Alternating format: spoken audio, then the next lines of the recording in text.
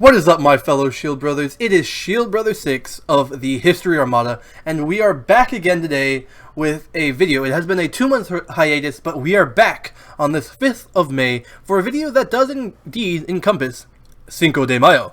So Cinco de Mayo, or the 5th of May, is a holiday that celebrates the date of the Mexican Army's May 5th, 1862 victory over France. So, this Battle of the Puebla, as it was called, it occurred during the Franco-Mexican War. The Franco-Mexican War is often a war that is oftentimes forgotten about because it is a strange war and a rather small war. But let's first talk about the background of the holiday before we get into the history and the battle itself. So the day falls on May 5th on a Tuesday in 2020 this year. It is indeed today. It is also known as the Battle of Puebla Day in parts of Mexico. While it is a relatively minor holiday in Mexico and in the United States, Cinco de Mayo has evolved into a commemoration of Mexican culture and heritage. It has drifted a little ways away from just the commemoration of the battle and more into the growth and the beauty of the Mexican heritage for those Mexican American populations and the Mexican population in Mexico.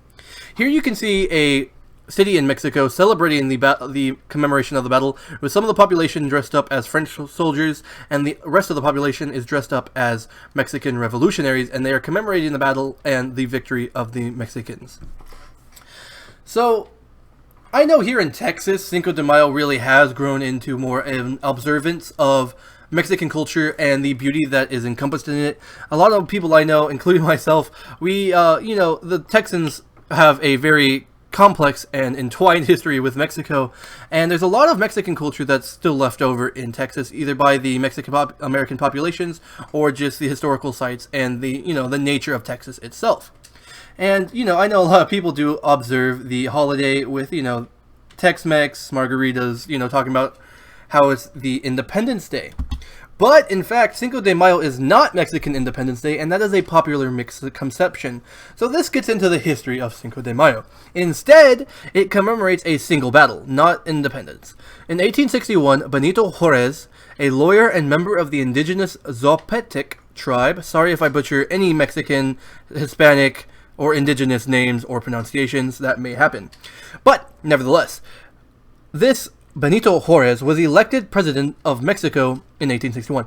At the time, the country was in financial ruins after years of internal strife and the guzzling of funds in different, misadventures, and poor investments. And this new president was forced to default on debt payments to European governments. In response to this, France, Britain, and Spain sent naval forces to Veracruz, Mexico, demanding repayment for their lost debts. Britain and Spain were able to negotiate with Mexico, and they withdrew their forces. However, France, ruled by Napoleon III at this time, decided to use the opportunity to carve a new empire out of Mexican territory to make up for the lost territory of the Louisiana Purchase to the North American budgeting what would become the United States. Late in 1861, a well-armed French fleet stormed Veracruz, landing a large force of troops and driving President Juarez and his government into retreat. We will show that on a map momentarily. But first, we must discuss the Battle of Puebla. So the Battle of Puebla came when certain that success was to come swiftly. 6,000 French troops under General Charles Lattre de Lorrainquez sent out to attack Puebla de Los Angeles, a small town in east-central Mexico. From his new headquarters in the north, Juarez rounded up a ragtag force of roughly 2,000 loyal men. Many of them were indigenous Mexicans or of mixed ancestry, and they were revolutionaries, and sent them to Puebla. The vastly outnumbered and poorly supplied Mexicans, led by Texas-born General Ignacio Zaragoza, fortified the town and prepared for the French assault. You can see on the left here, the Mexican forces rallying, and on the right you can see the town of Puebla and the mission slash chapel that they used as a fortification. So the vastly outnumbered and poorly supplied Mexicans then gathered the army and they made ready and fortified the town to prepare for the French assault. And this French assault, it came on May 5th, 1862. Lorenzquez gathered his armies, supported by heavy artillery, before the city of Puebla and led the assault. The Frenchmen overcoming their barricades and charging. And here you can see a artist depiction of this battle. The French here with their heavy artillery behind embankments, and you can see the two columns there of the Frenchmen pushing forwards to the mainstay of the city, where you can see riddled with bullet holes and shell holes. The battle lasted from daybreak to early evening on that May 5th, and when the French finally retreated, they had lost nearly 500 soldiers, which is not a token amount when you remember that the French were only there with 6,000 men to begin with, and it was indeed an expeditionary force. So fewer than 100 Mexicans had been killed in this clash. Although not a major strategic win in the overall war against the French, Zaragozas' success at the Battle of Puebla on May 5th represented a great symbolic victory for the Mexican government and bolstered the resistance movement and the revolutionaries' ideals. In 1867, thanks in part to military support and political pressure from the United States, which was finally in a position to aid its besieged neighbor after the end of the American Civil War, France finally withdrew. So you can think of this in a sense of kind of how the Alamo was a symbolic victory for the Texans, because obviously they lost. It's different because the Alamo, obviously they lost, everyone died, but it showed a symbolic victory in the way that they stood and that the resistance movement had a foothold.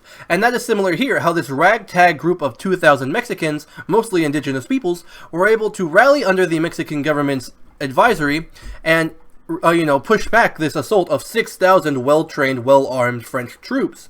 Here you can see the negotiations that would later take place in this Franco-Mexican War in the top left, and the bottom right you can see the defeat of the French soldiers at the Battle of Puebla. So the same year that the battle ended in 1867, Austrian Archduke Ferdinand Maximilian, who had been installed as Emperor of Mexico in 1864 by Napoleon III, was captured and executed by Juarez's forces. Puebla de Los Angeles was renamed by General Zaragoza, who died of typhoid fever months after his historic triumph there. So it was renamed by him, and not by him, my mistake. It was renamed for him, who had died of typhoid fever months after his historic triumph over the French at this small city. So now that you understand and you see, the historic battle and the history of Cinco de Mayo, let's talk about what Cinco de Mayo is like in the modern day. So Cinco de Mayo in Mexico, within Mexico, is primarily observed in the state of Puebla, obviously, where the battle itself took place, whereas Zaragoza's unlikely victory occurred, although other parts of the country also often take part in the celebration, because as I said, it was a symbolic victory as well as a, actual victory. Traditions include military parades, recreations of the Battle of Puebla, as I showed earlier, and other festive events. For many Mexicans, however, May 5th is a day like any other. It is not a federal holiday, so offices, banks, and stores remain open in Mexico on the 5th of May. Cinco de Mayo in the U.S., in the United States, Cinco de Mayo is widely interpreted as a celebration of American culture and heritage, as I also stated before, particularly in areas with substantial Mexican-American populations, New Mexico, Arizona, California, Texas, etc. Chicano activists raised awareness of the holiday in the 1960s in America, in part because they identified with the victory of the indigenous Mexicans such as Juarez over European invaders during the Battle of Puebla. Today, revelers mark the occasion with parades, parties, mariachi music, Tejano music, Mexican folk dancing, traditional food such as, tacos, tamales, mole poblano, etc., stuff like that. They eat these foods, drink margaritas, listen to the music, trying to celebrate, and recognize the culture and its effects on the United States. Some of the largest festivals are held in Los Angeles, Chicago, and Houston. And that wraps up the history of what today is the 5th of May, the Cinco de Mayo celebrations.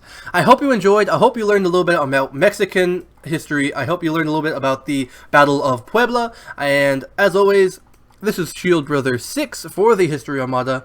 And thank you so much for watching, and happy Cinco de Mayo. Have a great day, everyone.